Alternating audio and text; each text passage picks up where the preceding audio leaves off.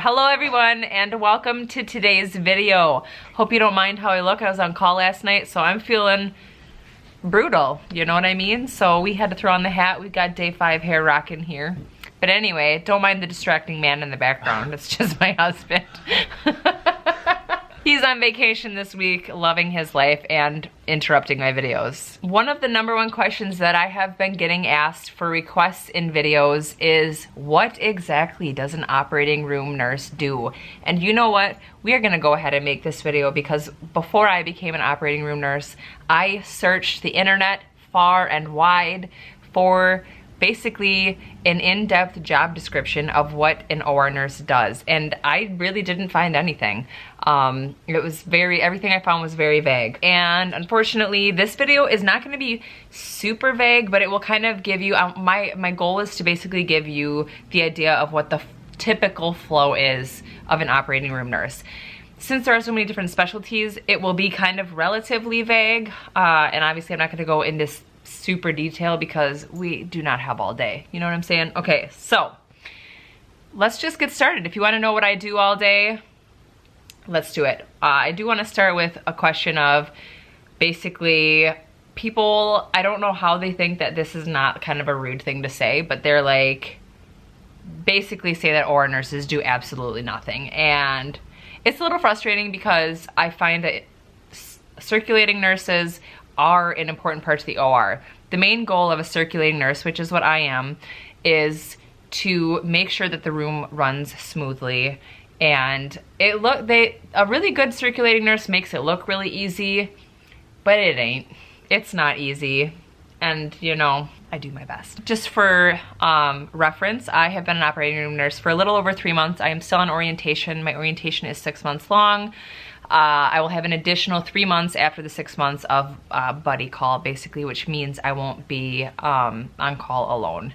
So that's pretty great. I'm gonna go through a typical day, not really a typical day, but a typical case, starting with the beginning of the day, okay? The first thing I do is a lot of the times the day before, so for example, today at the end of my shift, I went and kind of looked to see what kind of cases that I'm going to do tomorrow. It kind of helps me get my head thinking about what I'm gonna do. I could look up the patients. I a lot of the times won't look them up because sometimes my assignments as an orientee and as just a typical operating room nurse, sometimes they can change. So I don't get too hung up on it the day before because things happen, things can change in the morning, but I'm gonna focus mostly on kind of day shift and setting up for the day type of thing. So I go to work, I punch in, I go in the locker room, I hope and pray that they brought my scrubs, and then if they didn't bring my scrubs, that there are scrubs that fit me. Today I wore a large scrub pant and I felt like I was wearing parachutes, and numerous people commented on it and it was fine. But I'd rather have too big of scrubs than too little. So I get dressed and then I put a hat on and my hospital given scrubs. Then I go over to what is called a grease board or a board or whatever you want to call it to check out my assignment. The way that our hospital is set up is we have whiteboards on the walls, and then up above we have TV screens, which is our technical grease board that has all of the cases and all the information relating to the cases. I will check the board, see where I'm at, and I basically will head to my room and kind of look at the preference cards and pray to God that they're right. They're not always right, and the nurse, I've kind of learned which cases and which specialties the preference cards are a little bit more reliable. So I will set up my room, make sure I have all the equipment that I need in my room. I'm not gonna go through the equipment because that all went over my head, and there's just specific equipment that you're gonna need for each specific case, and you're gonna kind of look at your list for the day and see what other cases are in. Sometimes you'll have, for example, general cases in the morning and then an ortho case in the afternoon. I don't know how that works, but you're basically gonna make sure that you have everything, all the equipment and things that within reason in your room. I will look the patient up, at least my first patient, and then I will grab any meds that I need for the patient out of the Pyxis. And after your room is set up and you have your drugs and everything, you will help your surgical tech open their supplies sterilely. So that's kind of how that goes. Then the next thing that you do with the tech is you will count all of the soft supplies and then instruments depending on what your case is. This is kind of hard to talk about because each specialty and case is different. Some cases you don't have instruments, some you do. I'm just kind of really overgeneralizing here. After you count, you typically make sure that everybody's good, anesthesia's good, your surgeon's there, your surgical tech is good. Then you can head over to prep and grab your patient. So when you go grab your patient, you interview the patient. There's certain things that you ask them, verify the consent, things like that. Not gonna go into all of that. So you interview the patient, make sure you're the right patient, right procedure, a few other things, and then you head back to the OR. Once you get the patient in the OR, you, depending on the case, like for example, if you're positioning the patient prone for some sort of neurosurgery, the patient is anesthetized on the cart. And then other patients, you have them move over to the OR bed. No matter which one it is, the next thing that you're going to do is you're going to help anesthesia get all their monitors on, and you're going to help the anesthesiologist or CRNA intubate the patient. So you do that. Once the patient's asleep, you kind of finish your positioning depending on what you're doing. If they're prone, obviously you're gonna get more help. You're gonna flip them prone and there's a lot involved with all of that. Once you get the patient positioned, you typically will prep the patient, whether you have to clip them, prep them, depends on whether the surgeon preps them, you prep them. Typically, we prep them most of the time. The surgeon comes in, you do the timeout with the whole staff.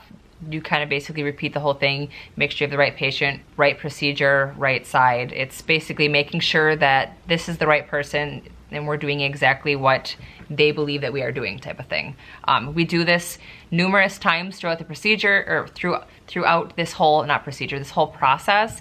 It involves prep, it involves anesthesia, the surgeon. So we ask the patient their name, their date of birth, and all the stuff that's listed on their consent numerous times. And some patients get so frustrated, and I really wish that they wouldn't, because the reason that we do this is literally strictly for their safety and to make sure, because even though we do it numerous times, sometimes it'll be the third or fourth person that will be like, oh, hey, that's not right. That's not the right thing. So if you're a patient and you're watching this, it's not to drive you crazy. It's just to make sure that we get everything correct, because that's very important to us. Once you have everything situated, you have the patient prepped, they're draped, a lot of times I plug in like suction and Bovie and all of that stuff. It's a lot of stuff that's probably going over some of your heads if you don't work in the OR. So you pretty much get all the equipment needed at the right setting, and then make sure everything is plugged in. There's just kind of a lot of orchestrating to make sure that you have everything that you need for this case. So once all of that is done, then everybody's set, everybody's good, then I'll typically sit down and start charting. Throughout the case, you're charting, you're grabbing stuff. There's numerous things that you can do throughout a case, depending on how it's going, type of things. There are some cases where I'm running my butt off and I don't even have time to chart, and there's other cases that are obviously, that can be much longer and I have a little bit more time to chart. I'm still kind of learning, how to figure all that out. I'm still trying to kind of learn my own routine, type of thing, which is going to take a while, especially since I'm with people that are kind of teaching me their ways and being taught numerous different ways. So that is going to take some time. I don't expect to be very smooth in that anytime soon. Once the procedure is finished, you get a couple more supplies. You get their dressings, things like that. You'll bring the bed back in the room, you call for some help, and then you move the patient over. Anesthesia extubates the patient most of the time, pretty much all of the time. Very rarely do they go back ventilated. More traumas will go back ventilated, but that's kind of it. Once you have all that done, you kind of do a debrief after the procedure. Like I said, this is super general and I'm probably missing a ton of stuff, but I am trying to do the best that I can. So once we get everything done, the patient's transferred to the cart or the hospital bed, whichever, we will take them to the PACU, which is also called the recovery room, give a report to recovery, and then head back to the room, finish charting, help kind of clean up the room, and then we repeat. And this is kind of, it really depends. Sometimes if you're in a crazy room, for example, eyeballs, those cases are so quick, like you're turning them over every like hour to hour and a half, and it's kind of crazy. Those are like go, go, go. And then you have other cases. For example, I was in a case last week. It was a scoli, so it was a scoliosis, and it was an 8-hour procedure. So that was the only procedure that I did that day. And those are really cool to see, but they do get kind of long.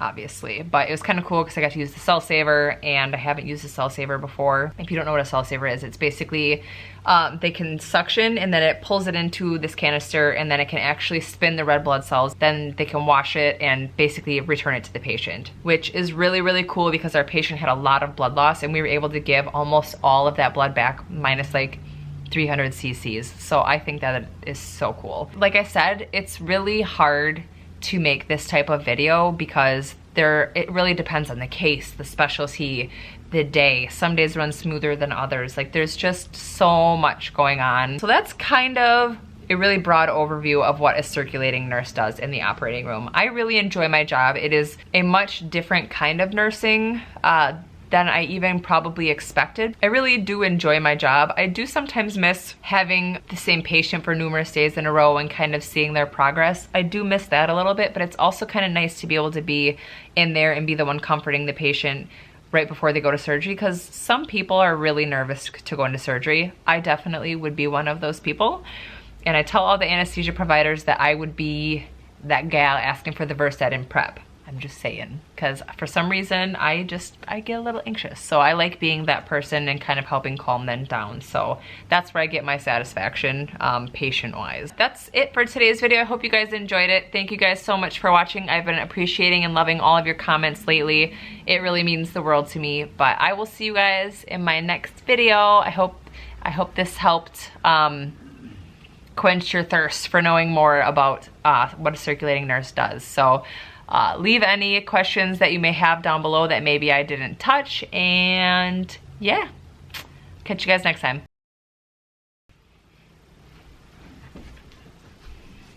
What? I'm doing a thumbnail. Oh. Okay. Are you gonna behave yourself back there, or are you gonna distract the viewers from my very... Can you go over there out of the line of vision? Get out of my frame. You're distracting my viewers with your charming good luck. Yeah, something like that. We'll wait. I'm on vacation. I haven't showered. You haven't showered? You're disgusting. I worked like 26 hours between call and work, and I've showered like twice. I've showered twice in that time. I'm on vacation. You're disgusting. Anywho, this is seriously one of my most requested videos since I've become an operating room nurse. Do you mind? Your freaking hydro flask. Be quiet. Okay, shh. Yes, thank you for closing the door while you pee. Much appreciated. You can sit in here, just don't be distracting. What am I gonna do? Just sit here and look at the paused television. The first thing that you are really lucky you're cute. Do you know that?